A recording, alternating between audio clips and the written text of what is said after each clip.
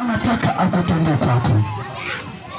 Nini Mungu unataka akutendee kwako?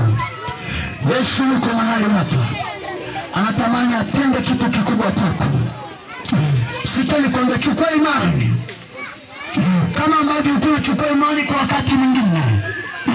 Ulikuwa ukiamini kuombea au kupokea, na yule kiwete alichukua imani ile ile, alikubali kusogea, alikubali kunyosha mkono, maana alijua tu nitapokea kitu. Na mimi nina imani ya kwamba utapokea kitu, utapokea kitu. Sema kitu, sema kitu.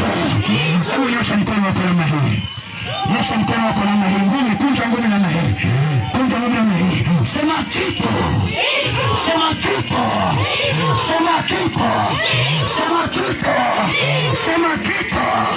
Alafu kanyosha tena hivi, kanyosha hivi, sema napokea, sema napokea,